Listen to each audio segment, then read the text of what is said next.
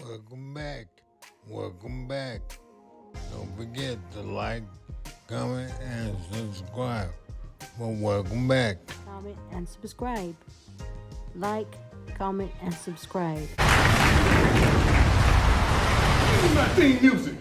Male and female whale were swimming off the coast of Japan when they noticed a whaling ship. The male whale recognized it as the same ship that had harpooned his father many years earlier. He said to the female whale, "Let's both swim under the ship and blow out of our air holes at the same time, and it should cause the ship to turn over and sink." They tried it, and sure enough, the ship turned over and quickly sank. Soon, however, the whales realized the sailors had jumped overboard and were swimming to the safety of shore. The male was enraged that they were going to get away and told the female, "Let's swim after them and gobble them up before they reach the shore." At this point, he realized the female was becoming reluctant to follow him. "Look," she said, "I went along with the blowjob, but I absolutely refused to swallow the semen." Oh my God. Jordan played for 6 years, Nick. Sure. But he didn't. He's had a substantially long career himself. Micheal Jordan has done more in less time. He played 15 years. Jordan won more rings, won more MVPs, led the league in more categories, 10 times scoring, 3 times steals. LeBron, 1 scoring, 1 assist, made the all-defensive team more times. Oh, and added a Defensive Player of the Year award. The only 2 three-peats outside of Shaq and Kobe since Bill Russell belonged to Jordan. And LeBron had stacked teams. LeBron started it in Miami. That team was stacked. They won 2 out of 4. His team in Cleveland, Kevin Love was an awesome player in Minnesota. Kyrie is Kyrie. They won 1. LeBron has had better quality teammates. 6 members of the all-top 75 team. Jordan's got 4. 5 times LeBron has had 2 teammates make the all-star team in the same season. Jordan never had that. Look at the top 5 picks, 34-9, and yet Jordan won more. Jordan won a championship once every 2.5 years of his career. LeBron, if he doesn't win it this year, will win one once every 5 years. I mean, case closed. LeBron's number 2, but Jordan's number 1. Michael, game on the line. Who would take the last shot? Me. That's a dumb question. Me. Michael Jordan is so incredible. There'll never be. The moral is you should not talk trash to Michael Jordan. Yeah. Michael Jordan gets the ball right in front of our bench.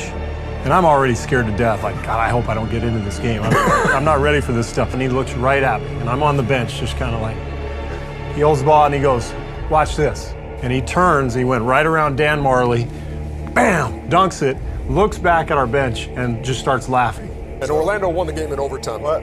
The statute of limitations up. I was terrified out there. Were you really? Yeah. Max, I don't know the numbers like you do. Michael Jordan is what in the finals? 6 and what? Oh. And what is LeBron in the finals? That's all I got to say. People always debated, who's the greatest player of all time? Dumb question. It should be, who's the greatest team of all time? You know, there are so many teams to choose from. The 91 Chicago Bulls, sorry Showtime. The 92 Bulls, back-to-back. The 93 Bulls, first three-peat. The 97 Bulls, even with the flu. 98 Bulls, no push-off. And my favorite, the 96 Chicago Bulls. 72 wins, tough to beat that. What? You think there's someone else?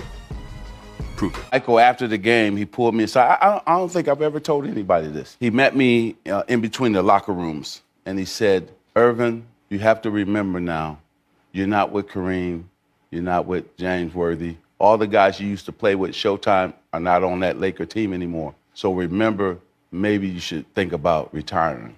So Larry Bird and I on the bus, on the back of the bus, and he says, "I just want you two to know there's a new sheriff in town, and his name is Michael Jordan." And we had dominated the league, both Larry and I, and the Celtics and the Lakers for the whole entire the 80s.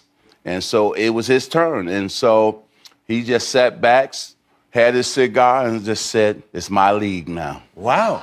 And it's like a bad movie. You know what we did, Jimmy? What? We said, "You're right." My favorite player was Magic growing up. And then I quickly realized my father stole all my height, and I wasn't going to be a 6'9" point guard. So I had to, so I looked at this young guy coming up. And the thing that I marveled at wasn't the fact that he was getting to the rim and doing these fancy stuff. It was like, how is he getting to the rim? How is he doing it?